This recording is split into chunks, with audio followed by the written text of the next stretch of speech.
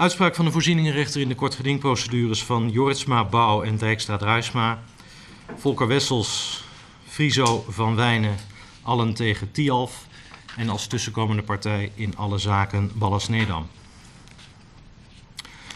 Er heeft een voorbereidende zitting plaatsgevonden op 13 februari 2014 en naar aanleiding daarvan is een beschikking ten aanzien van het verloop van de procedure gegeven op 21 februari 2014. De mondelinge behandeling in alle zaken heeft plaatsgevonden op 6 maart van dit jaar. De nu gegeven uitspraak is een samenvatting van de vonnissen die partijen worden uitgereikt en die later vandaag integraal zullen worden gepubliceerd op de website van deze rechtbank, een onderdeel van rechtspraak.nl. De rechtsoverwegingen. Tialf heeft een aanbesteding aangekondigd van een ingrijpende vernieuwbouw van het ijsstadion en wat daarbij hoort. Het is een groot project. Tialf heeft daarvoor een budget beschikbaar van 39 miljoen euro exclusief BTW. Dat budget is ter beschikking gesteld door de provincie Friesland. De Europese Commissie heeft op 18 december 2013 geoordeeld dat daarmee geen ongeoorloofde overheidssteun werd verleend. Na selectie door Tialf van 5 aannemersbedrijven of combinaties daarvan hebben de 5 ingeschreven op deze aanbesteding. Tialf heeft 1 inschrijving ongeldig verklaard en van de 4 resterende 1 winnaar aangewezen. In aanbestedingsrechtelijke termen, Tialf heeft Ballas-Nedam de opdracht voorlopig gegund. De 3 overige combinaties van aannemersbedrijven had daarna de mogelijkheid die voorlopige gunning door de voorzieningenrechter te laten toetsen. Alle 3 hebben dat gedaan met deze procedures. Totdat daarop door de voorzieningenrechter is beslist, is het Tialf niet toegestaan een definitieve gunningsbeslissing te nemen. De 3 partijen hebben bezwaren tegen de voorlopige gunningsbeslissing. De voorzieningenrechter toetst, kort gezegd, of de regels van het aanbestedingsrecht zijn gevolgd. Daarbij worden de bezwaren beoordeeld op basis van de algemene regels zoals die zijn neergelegd in de aanbestedingswet 2012 en op basis van het inhoudelijk kader dat in deze zaak geldt. Tialf heeft in haar programma van eisen soms heel precies en soms in meer algemene termen aangegeven wat de omvang van de opdracht is. Anders gezegd, wat zij aan eisen en wensen heeft bij de vernieuwbouw.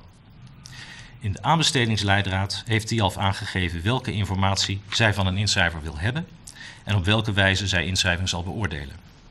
Dit geheel vormt het toetsingskader voor de voorzieningenrechter. Tialf heeft, om een voorbeeld te noemen, niet de eis gesteld dat de aannemer die het werk mag uitvoeren uit Friesland komt. Dat zou ze ook niet hebben mogen eisen, omdat het aanbestedingsrecht dat verbiedt. De voorzieningenrechter kan en mag dan ook niet dat in de beoordeling betrekken. De bezwaren van de eisende partijen laten zich als volgt samenvatten. Allereerst is aan de orde gesteld dat de benoeming van een 4e lid van de Raad van Commissarissen van Tialf, die eerder directeur van Ballas-Nedam is geweest en nadien ook nog intensief met Ballas-Nedam heeft samengewerkt, in elk geval de schijn heeft gewekt dat er sprake is van belangenverstrengeling. Dat geldt nog meer omdat die 4e commissaris ook bij de voorlopige gunningsbeslissing is betrokken, zo is de stelling. En daar komt dan nog bij dat Tialf geen gebruik heeft gemaakt van de bevoegdheid om Ballas-Nedam uit te sluiten, terwijl dat bedrijf ernstige beroepsfouten heeft gemaakt door steekpenningen te betalen om in het buitenland bouwopdrachten te krijgen. Dat staat vast, zo is de stelling, omdat Ballas-Nedam hiervoor een schikking met het Openbaar Ministerie heeft getroffen. Tialf moet alle relevante redenen opgeven waarom Ballas-Nedam wel en de verliezer de opdracht niet zou moeten krijgen. En een tweede bezwaar is dat Tialf die afwijzing onvoldoende heeft gemotiveerd en dat daarom alsnog zou moeten doen. Partijen zouden die nadere motivering dan moeten kunnen beoordelen en zo nodig opnieuw de gang naar de kortgedingrechter moeten kunnen maken. In de tussentijd mag Tialf dan geen definitieve gunningsbeslissing nemen. Een derde bezwaar is dat Tialf delen van de inschrijvingen onjuist heeft beoordeeld. Er zijn aspecten zwaarder beoordeeld dan had gemogen. Tialf heeft kennelijk niet consequent beoordeeld en Tialf heeft anders beoordeeld dan zij op voorhand in de aanbestedingsleidraad heeft aangekondigd. Zo is de stelling van partijen. Dat zou tot een nieuwe beoordeling moeten leiden door een nieuwe beoordelingscommissie, waarbij ook weer geldt dat partijen dan eerst via die beoordeling zelf zouden moeten kunnen afwegen, zo nodig opnieuw de zaak aan de kortgedingrechter zouden moeten kunnen voorleggen en Tialf op de uitslag daarvan zou moeten wachten. Ten slotte een vierde bezwaar is dat Tialf dermate grote fouten heeft gemaakt bij deze aanbesteding dat daarop geen eerlijke gunningsbeslissing gebaseerd kan worden. Om die reden zou de hele aanbesteding opnieuw gedaan moeten worden. Dat is de afsluitende stelling van de eisende partijen. De Kern van de beslissing in alle zaken is dat deze bezwaren naar mijn voorlopig oordeel geen hout snijden. Allereerst het punt van de belangenverstrengeling. Feit is dat het vierde lid van de Raad van Commissarissen van Tialf 14 jaar geleden directielid is geweest van één van de bedrijven in het Ballas-Nedam-concern. Feit is ook dat de vierde commissaris in zijn huidige hoofdbetrekking, hij is directeur van vervoersmaatschappij Arriva, projecten uitvoert, de bouw van of onderzoek naar infrastructurele werken, waarbij Ballas-Nedam betrokken is. Nu er zoveel tijd ligt tussen de beëindiging van een directiefunctie van een Ballas-Nedam-bedrijf en het starten als lid van Tialfs Raad van Commissarissen, maakt dat daarin, zonder bijkomende feiten of omstandigheden, redelijkerwijs geen schijn van partijdigheid kan worden gezien. Het zakelijk contact tussen Arriva en Ballas-Nedam als hiervoor genoemd levert ook niet zo'n grond op, al niet omdat gesteld nog gebleken is dat Arriva uitsluitend met Ballas-Nedam werkt. En voor dergelijke projecten is contact tussen Arriva en bouwbedrijven voor de hand liggend. De stelling van Jorritsma CS dat Ballas-Nedam ernstige beroepsfouten heeft gemaakt door steekpenningen te betalen is juist. Daarbij geldt echter dat die fouten dateren van de periode 1996 tot 2003. Ernstige fouten langer dan 4 jaar geleden gemaakt mogen wettelijk niet automatisch tot uitsluiting leiden en de gidsproportionaliteit roept op tot een behoedzame toepassing van de gekozen uitsluiting voor oudere ernstige feiten. Dat Tialf hieraan geen negatieve gevolgen voor Ballas-Nedam heeft verbonden is naar voorlopig oordeel dan ook terecht en de samenstelling van de Raad van Commissarissen staat daar los van. Overigens moet gezegd worden dat ook Jorritsma zelf geen onbevlekt blazoen heeft, blijkens een boete die haar in 2001 door de toenmalige NMA voor kartelvorming is opgelegd. De voorlopige gunningsbeslissing is, naar Tialf onvoldoende gemotiveerd weersproken heeft gesteld, op 29 november 2013 door de beoordelingscommissie vastgesteld. Dat is weliswaar voorgelegd aan de Raad van Commissarissen, maar gesteld nog gebleken is dat de voorlopige gunningsbeslissing nadien is gewijzigd.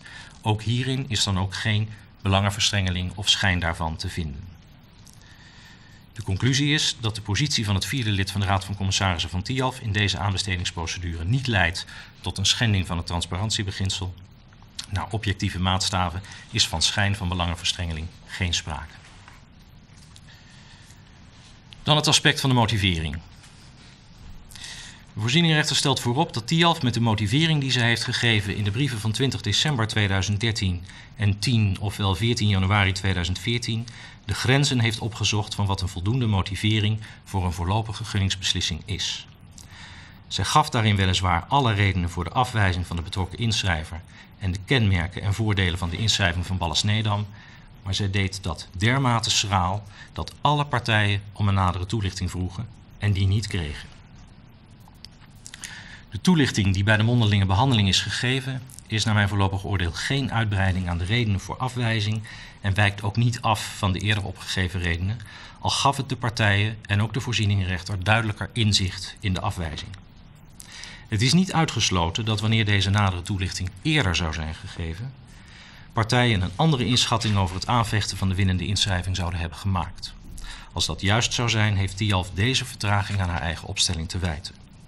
Schraal, maar voldoende te noemen en om die reden is er geen grond voor nadere motivering. Is een andere beoordeling gemaakt dan was aangekondigd en zijn de beoordelingen juist? De voorzieningenrechter stelt hierbij voorop dat er een aanzienlijk pakket van eisen en wensen voor de vernieuwbouw door Tialf zijn vastgelegd in het programma van eisen. Voor zover partijen dat nu te weinig concreet vinden, kan hen dat niet meer baten. Door mee te doen aan die inschrijving hebben zij dit programma van eisen geaccepteerd. Ze hebben daarna ook nog ruim de gelegenheid gehad en genomen om nadere vragen te stellen en suggesties voor aanpassingen te doen.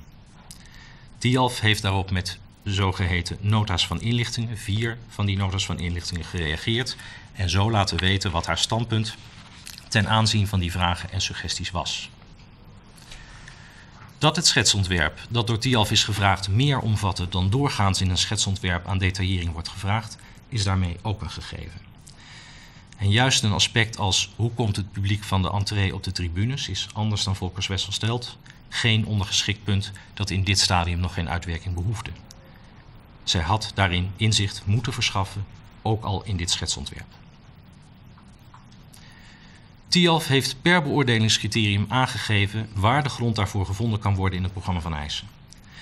Dat is door geen van de partijen weersproken. Bij de weging van de beoordeling, welk cijfer wordt eraan toegekend, is de beoordelingscommissie vrij. Ik kan daarin alleen treden wanneer er een beoordeling wordt gegeven die redelijkerwijs niet kan worden gegeven. Wanneer een punt als zeer slecht zou worden beschreven en er wordt vervolgens een 10 toegekend, is dat onbegrijpelijk. Dat doet zich bij geen van de beoordeelde onderdelen voor. Zo is niet onjuist de beoordeling dat de gevel zoals Jorritsma CS die zou willen realiseren niet onderhoudsvrij is. Dat zit hem niet in het gekozen materiaal, de Siberische larix, maar in de kolommen die voor de gevel worden geplaatst en daarmee onderhoud van de achterliggende pui bemoeilijken. In de verschillende vonnissen wordt op meer detailpunten ingegaan. Eén punt is in deze procedure in het bijzonder onderzocht. 2 partijen stelden dat de beoordelingscommissie het onderdeel energiebesparing onjuist zouden hebben beoordeeld.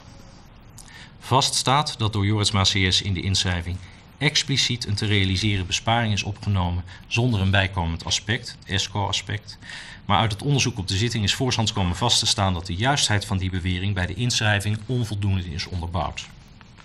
Het rapport, zoals zich dat bij de gedingstukken bevindt, is niet bij de inschrijving overgelegd. Ten aanzien van Volker Wessels geldt dat uit de inschrijving zelf naar voorlopig oordeel al onvoldoende blijkt of de besparing zonder ESCO wordt behaald. Maar als daaraan al voorbij wordt gegaan, geldt ook daar dat het aspect bij de inschrijving onvoldoende is onderbouwd. Friso CS stelde juist dat energiebesparing geen onderdeel meer was. De derde nota van inlichtingen heeft de aanbestedingsstukken op dit punt gewijzigd, maar ook daarmee bleef de energiebesparing een belangrijke wens die bij de beoordeling kon worden betrokken. Friso heeft uitdrukkelijk erkend dat zij met haar ontwerp de gewenste energiebesparing niet kon realiseren. De conclusie moet dan ook zijn dat de beoordeling en de wijze van beoordeling de toets der kritiek naar mijn voorlopig oordeel kan doorstaan. Uit het voorstaande volgt dat er bij de beoordeling en de motivering in deze aanbesteding geen dusdanig ernstige fouten zijn gemaakt dat op basis daarvan deze aanbesteding geen beslissing kan worden genomen. Alleen dat al staat aan een heraanbesteding in de weg en die vordering is dan ook niet toewijsbaar. Ten slotte is door één van de eisende partijen nog gevorderd dat de voorzieningenrechter Tialf zou moeten verbieden een definitieve gunningsbeslissing te geven totdat de appeltermijn van dit vonnis zou zijn verstreken of totdat in hoger beroep zou zijn geoordeeld. Ook die vordering zal worden afgewezen.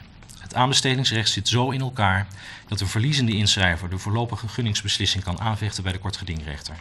Die kan daarop, en zeker als partijen meewerken, binnen een korte termijn de partijen daarover horen en een voorlopig oordeel geven. Dan moet er voor iedereen duidelijkheid zijn. Afwachten op een beslissing van het gerechtshof of misschien zelfs de Hoge Raad verdraagt zich niet met dit systeem dat er binnen korte termijn duidelijkheid moet zijn. Ballast Nedam is toegelaten als tussenkomende partij in deze procedures. Zij heeft gevorderd dat Tialf, wanneer zij de opdracht nog zou willen geven, die opdracht alleen aan Ballast Nedam zou moeten gunnen. Nu er naar objectieve maatstaven geen sprake is van schijn van partijdigheid, de klachten over de motivering en de beoordeling zijn verworpen en er geen sprake kan zijn van een nieuwe aanbesteding, trek ik de conclusie dat Tialf op goede gronden Ballast Nedam als winnaar van deze aanbesteding heeft aangewezen. En wanneer Tialf de opdracht op basis van deze aanbestedingsprocedure nog wil geven, zal zij die aan Ballast Nedam moeten geven. De eisende partijen zullen als de in het ongelijk te stellen partijen in de proceskosten van Tialf en Ballast Nedam worden veroordeeld. En de kosten van het incident zullen op na te melden wijze worden gecompenseerd, omdat Ballast Nedam aanspraak op de haar toekomende kostenvergoeding heeft prijsgegeven. En de beslissing luidt in alle 3 zaken dan als volgt. De voorzieningenrechter in het incident staat de tussenkomst van Ballast Nedam toe en compenseert de kosten van het incident aldus dat iedere partij de eigen kosten draagt. En in de hoofdzaak wijst de vorderingen van Jorritsma, Dijkstra-Drijsma, Volker Wessels en Friso van Wijnen af. Gebiedt Tialf om de opdracht te gunnen aan Ballast Nedam, voor zover Tialf op basis van de onderhavige aanbestedingsprocedure nog steeds tot gunning van de opdracht wenst over te gaan. Veroordeelt de eisende partijen elk in de kosten van deze procedure tot op deze uitspraak aan de zijde van zowel Tialf als Ballast Nedam vastgesteld op €1424 te vermeerderen met de wettelijke rente en met de wettelijke nakosten en in voorkomend geval de wettelijke rente over deze proceskosten. Verklaart het gebod aan Tialf en de proceskostenveroordeling ten laste van de eisende partijen uitvoerbaar bij voorraad en wijst het door Ballast Nedam meer of anders gevorderde af. Dat is de uitspraak, de zitting is gesloten.